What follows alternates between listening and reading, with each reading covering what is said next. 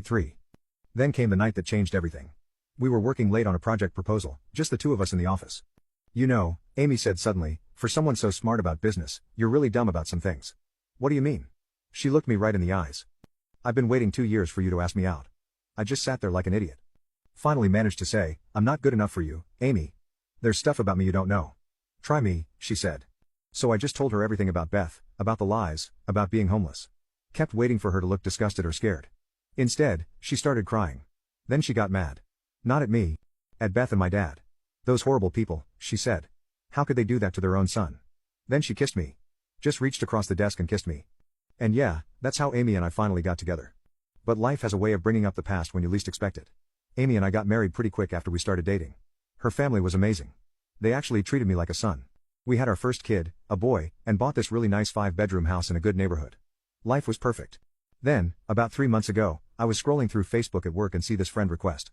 Profile picture shows my dad, looking way older than I remembered. I just sat there staring at my phone like an idiot. Amy noticed something was wrong as soon as she got home. I was sitting in our kitchen, just staring at nothing. Babe, what's wrong? She asked, putting our son down for his nap. Dad found me on Facebook, I said. He sent a friend request. She sat down next to me. What are you going to do? No idea. Haven't opened his message yet. Want me to read it first? I handed her my phone. She opened the message and started reading out loud. Son, I know it's been a long time. I'm getting older now and been thinking a lot about the past. Not a day goes by that I don't think about you. Beth and I want to make things right. Jenny misses her big brother. Please give us a chance to explain. Love, Dad. I laughed, but it wasn't a happy laugh. Jenny misses me. She probably doesn't even remember me. She was 8 when everything happened. Amy squeezed my hand. You don't have to respond. But I did. Maybe I'm an idiot, but I wanted to know why now, after 16 years. So I accepted the request and messaged back, why now? His response came fast. I'm 58 now, had some health scare. Made me realize life's too short for grudges. Jenny's getting married soon. Would mean a lot to have you there. We messaged back and forth for a few weeks. Found out Jenny's 24 now, works in marketing, engaged to some lawyer guy. Beth's still the same, according to Dad. Yeah, bet she is. Amy kept telling me to be careful. People don't change that much, she said. But I wanted to believe Dad had changed. Stupid, right?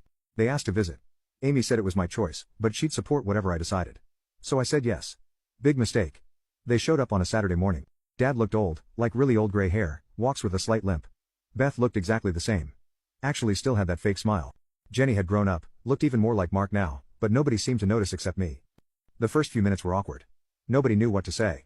Then Jenny saw our family photos. Is this your son? She asked, looking at pictures of our 3-year-old. Yeah, that's Jake, I said. I'm an aunt, she whispered, then started crying. Beth immediately went to comfort her. Same old Beth. Dad stepped into my house like he belonged there, sweeping over everything with that barely hidden approval. You've done well for yourself, he said, nodding. Real estate development, huh? Never would have guessed. I folded my arms, already bracing for whatever this visit was really about. Amy's dad gave me a chance, I said, letting the words hang. Unlike some people. Beth, always the spin doctor, jumped in before the silence got too heavy. We all made mistakes back then, she said, voice therapy. We're here to make things right. Amy, who had been standing near the door like she was waiting for a reason to leave, took the out immediately. I'll check on Jake, she said, disappearing before she could say something she'd regret. Smart. Jenny, though, had no such filter. She wandered through the living room, fingers skimming across the furniture, the walls like she was trying to claim it. This house is amazing, she said, peering down the hallway. 5 bedrooms, but you only have 1 kid. I forced a polite smile. Planning for more, I said. And we use one as an office. Not that it's any of your business. Dad clapped a hand on my shoulder, steering me toward my office with the hole.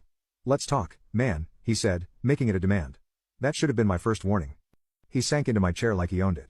Son, he started. I need to ask you something important. I stayed standing. What? Your sister's getting married, starting a family. He let that sit for a second, like it was supposed to mean something to me. They're looking for a house. But everything's so expensive these days. My stomach turned. No way I could already see where this was going. You've got all this space, he continued, gesturing around like he was selling me my own damn home. 5 bedrooms for 3 people. Jenny and Steve could really use a place like this. You're doing well, could easily buy another house. I stared at him, waiting for the punchline. Are you seriously asking me to give my house to Jenny?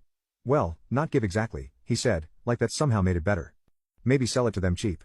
You make good money now. I literally lost it. Get out, I said. He sighed, exasperated like I was the one being difficult. Son, be reasonable. It's your sister. The sister you chose over me, I barked out a laugh. A misunderstanding, I said. You threw me out at 15. I lived on the streets. He had the nerve to look annoyed, like I was dragging up something inconvenient that's in the past.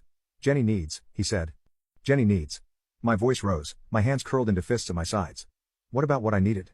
A father who believed me. Maybe before he could come up with another excuse, Beth came rushing in, that fake concerned expression plastered on her face. Everything okay? And here, I let out a sharp, humorless laugh. Oh yeah, Beth. Everything's fantastic. I turned to her. Grin sharp enough to cut. Dad's just asking me to give my house to your daughter. You know, the one who isn't even his.